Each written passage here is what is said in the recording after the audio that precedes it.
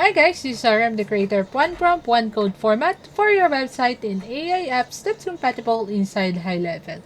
So, alam ko madami pa din talaga nagtatanong sa inyo sa akin na kailan ba yung next na webinar ng AI web designing again ng Maven. So, unfortunately, hindi na kagagawa ng next batch but magpo-focus na kasi ako on quarter 4 and up quarter 4 since madami na clients ngayon ang nag-pre-launch ng mga courses and then new landing pages and then funnels. But we have a pre-recorded na katulad ito na nakikita nyo ngayon. But, mind you, disclaimer lang, might be yung ipaprompt natin ngayon na coded website, pwedeng tumama siya, but by the time, pwedeng tumama siya o pwedeng mas maganda siya today, but by the time na baka itatry mo siya, meron siyang possibility niya 30% to 30% error kasi AI is not a perfect. Di pa siya perfect. Since we're using a free AI tools ngayon na nasa na wala kang talagang babayaran, kundi ang kailangan mo lang is yung CRM and then the method or the standard code format na meron sa Mavens. So, bakit nga ba siya tinawag na one prompt, one code format? So, from the name itself, na one code, so isang code format, na ginawa ko, pinormula ko, and then one code, one prompt. So, isang prompt lang. Kung malikot yung utak mo, using the one code format, pwede mo i-prompt yung design na yun or landing page sample code format na yun ng paulit-ulit tapos makakagawa ka ng napakadaming landing page or even the website. So, kaya siya medyo pricey siya dun compare sa mga ibang webinar na inatinay nyo. So, without further ado, let's create sample design ngayon. So, meron dito, binigay ko sa mga estudyante ko, meron silang bolt na tinatawag namin is nasa CodePen. So, eto, explain ko sa inyo kung bakit siya tinawag na one code format. So, typically kasi, kapag nagde-design ka or any web designer, kaya siya one code format kasi single block siya. So, you don't have to worry about learning where to put the CSS inside the high level, the JavaScript, and then HTML. Kasi very complicado siya. So, instead, ang binibigay kong code format sa mga students ko is single block lang siya. So, imaginein mo, sa high level, meron siya, di ba, mga code dito. So, lagay tayo ng isang single elements na code section. Tapos, ano natin to? Allow, yan. Tapos, open code editor. Yan. So, nakalagay dito JavaScript and HTML. So, imagine mo, iisipin mo pa na pagpatungin yung JavaScript and HTML or isang block lang to for JavaScript or HTML. So, medyo komplikado siya. But on Mavens, ang ginagamit namin code is single block lang siya. Meaning, is pag pinaste mo siya, matik, isang buong site na siya inside high level. So, ayan. Test natin tong isa. And preview. Tapos, publish.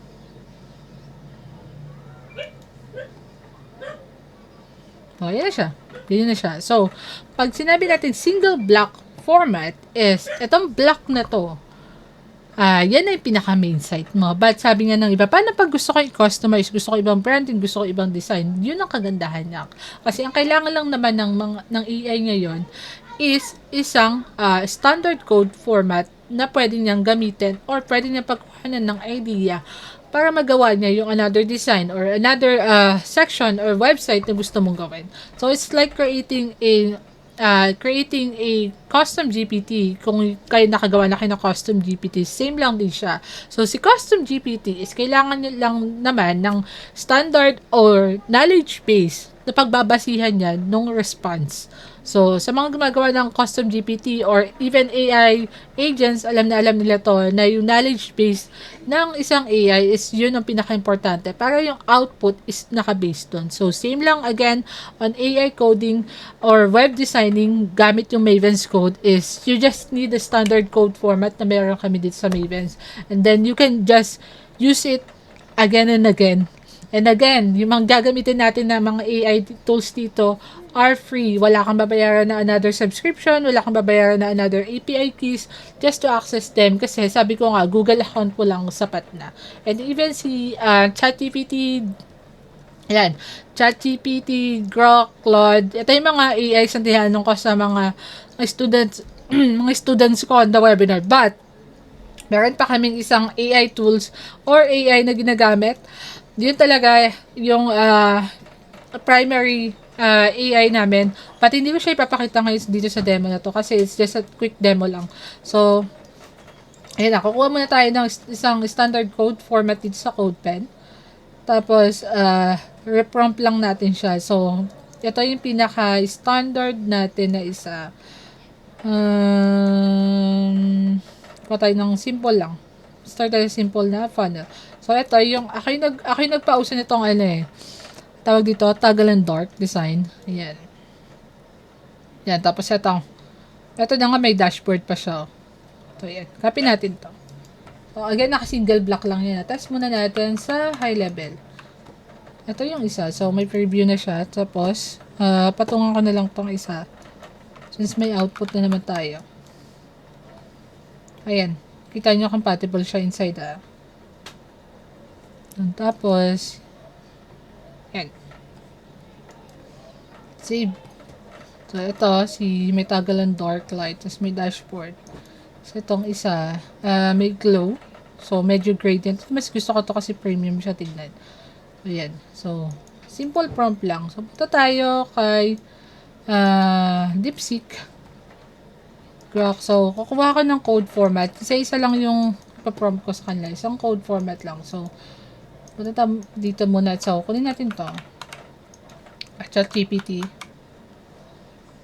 Yeah, ChatGPT free. Nakalagay upgrade to go. Okay. So, tayo sa end. So, sabihin ko lang, using the same code format, create me a new landing page for a dentist. Yan lang. A dentist. Tapos, enter. Same, mahaba. Mahaba pala to. So, punta tayo dito. Kailangan ko i-login yung account ko ng ChatGPT. So, punta na tayo ng DeepSeek. Same prompt lang. Kay Grok, same lang din. Kay Claude, same lang din.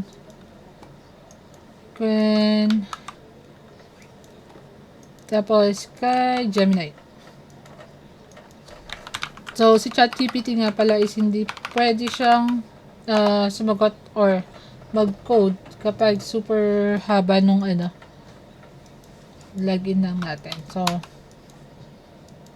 log out. And nilagin ko yung paid account namin. So, yan. Paste ko lang din. Simple yung same.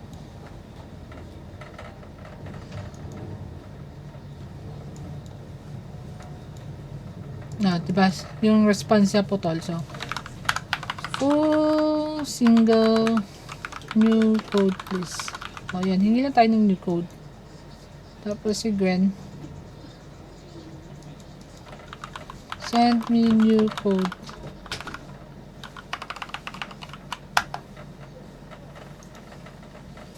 Ang nakaintindihan tayo, iba yung response ni ito. Si Gemini, hindi siya nag-send, pero in-analyze lang. Si Gwen, the same lang din, in-analyze niya. Si Claude, nag-design na siya. Si Grok, tignan natin. Si Grok, nag-design na din siya. Si DeepSeek, nag-design din siya. So, balik tayo kay ChatGPT. ChatGPT, in-analyze na lang. Send me a new code for new website. Using the same code format. Okay, ito yung sasabi ko na may possibility na iba yung magiging response nila based doon sa kung ano mang AI yung ginagamit nyo. Kasi, yun nga, iba-iba yung nagiging responses nila. So, let's wait. Si Gemini tapos na. So, punta tayo sa mga tapos na. So, natapos na si Gemini. Okay. Yan, si Gemini. Check na natin ngayon kay high level. Nandun pa yung chat ko. Wait, hindi niya sinend. Actually, hindi niya pala in-update. Sinend niya lang pabalik yung design na binigay ko. Yeah. Sinend niya lang pabalik. Gemini. I said create a new website. Hindi ako magpa-prompt ng mga ng super super ang tawag doon? Super complicated prompt kasi it's an AI na. So magigets na agad nila yung mga ganyang so punta tayo kay Grok. Ano yung naging output ni Grok? Copy natin. Punta tayo kay high level. So paste natin. Nag-assume siya, 'di ba? Naglagay siya ng picture. Ayan, naglagay siya ng picture. Nice one, Grok. Okay. May bago. Magkakaroon ba ako ng bagong favorite?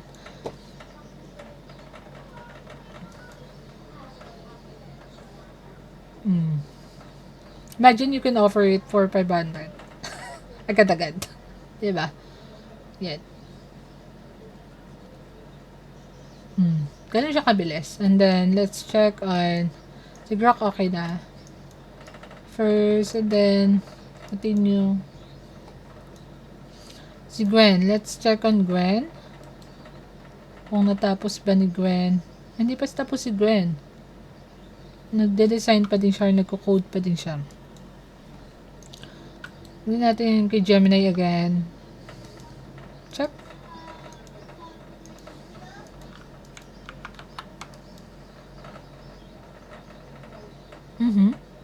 So you can see guys, compatible siya. Hindi nag-react yung web editor ni high level.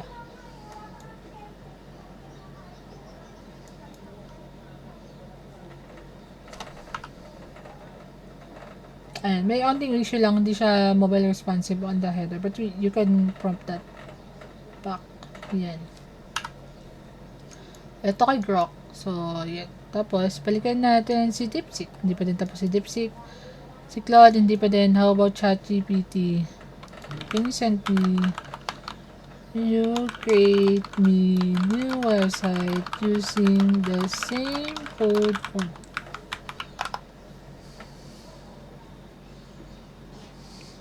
Let's wait. Nag-analyze lang siya, hindi siya nagko-code. So, I need the code. Yes, code please.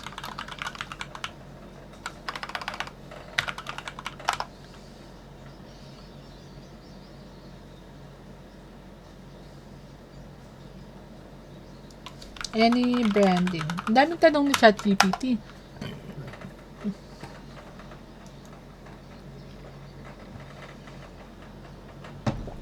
Ayan. Okay, natapos na din si Claude. So, let's check.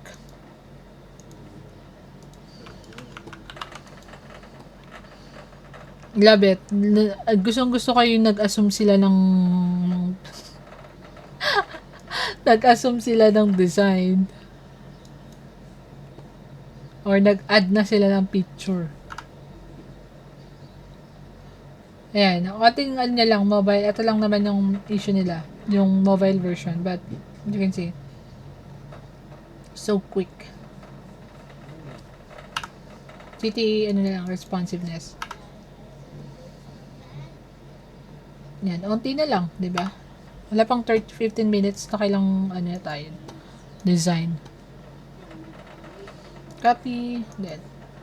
Kay Gemini yun Ito na pala, nakapit ko na pala yung kay Gemini kanina. So, natapos, ang unang-una natapos mag-design is si Grok. And then, si Claude. Gemini, Claude. So, nauna si Grok, and then, Gemini, DeepSeek, and then, wait lang, nauna si Grok, and then si Gemini, then si Claude, then si Gwen, still designing. DeepSeek, still not done. ChatGPT still not done. Continue. Done na pala. So, dito na siya. So, copy, then check natin.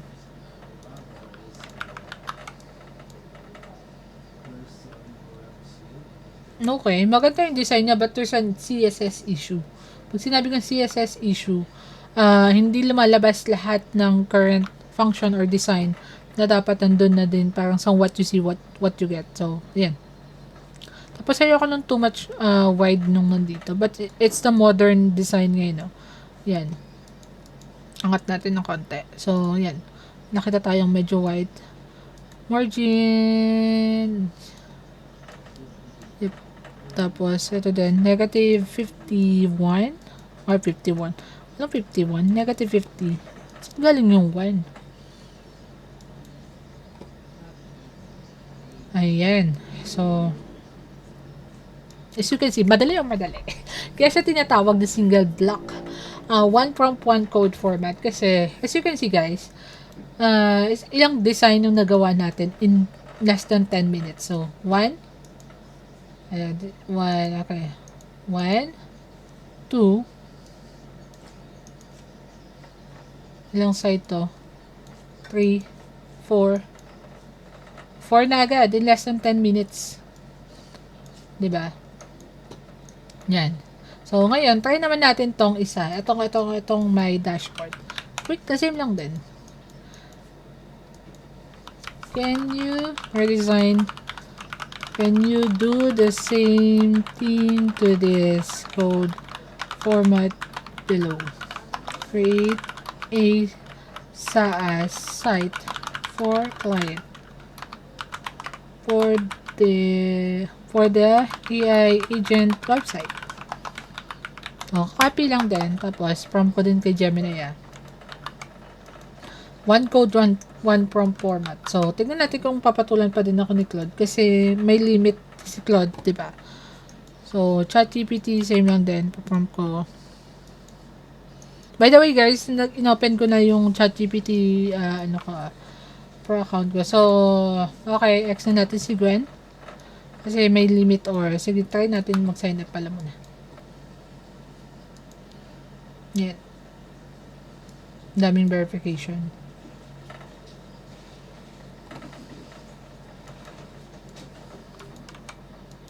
Nawala yung chat ko na. So, let's try Gwen. Access natin si Gwen. Hindi ko gusto yung trip ni Gwen.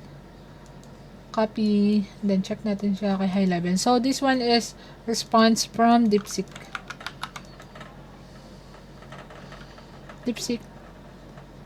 Oh, it's DeepSeek. Oh, yeah, it's DeepSeek. Yeah. Para sila na kinuha picture ni ni Grok. Tama ako si Grok yan. Yeah. Right smile. No, wait. Oo nga. Para sila na kinuha.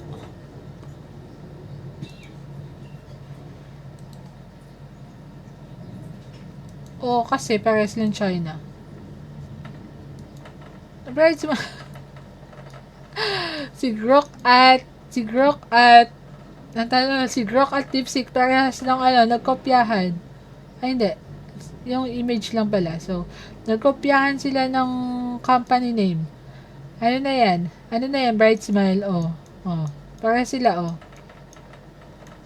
Wala ko yung dyan, Parehas sila nagkopyahan si Grok sa kasi DeepSeek. Aba? So, ayan. As you can see, diba, possible siya makagawa ka ng unlimited site in one just code format lang. So, I don't know. Kaya nga sabi ko medyo pricey siya. Kasi, alam mo yan, masakit sa akin for me to give it away. Kasi ilang months ko siya pinaghirapan. Tapos, you can just charge as low as 500 per pages. Per page pala, per funnel. So, ganun siya importante or ka-valuable, ka-value kapag natutunan mo siya. So, if you're still, if you're still trying to improve your web designing or even your AI coding or prompting, ito yung para sa'yo. Kaya lang, unfortunately, hindi na ako mag-open ng webinar ngayon kasi I am focusing on for the 2026 na. And then, this will be a recorded version na lang. So, kung napapanood mo pa to ngayon, or kung napapanood mo to ngayon kasi pinost ko, is, you can just message me if you want to learn about it. And I'll just send the recording and just let me know if you want to learn the full course. I can just send the access to the CRM, the tools that you need. And then, the sample codes format na meron kami. So, ngayon, weekly na ako mag-update ng mga sample code format dun sa mga students ko. And now, we are gonna make nasa AI apps creation na kami. So, without further ado, bago ko i-end yung video to, let's test the last code format na we have from Grok. So, ngayon may bago na akong paper. Si Grok na. Ayan. So, in fairness, nagkopyahan talaga si DeepSeek saka si Grok eh. Ang kulit eh. Yan. Ito yan. So, preview. Tapos si DeepSeek. So, yun lang guys. So, bye!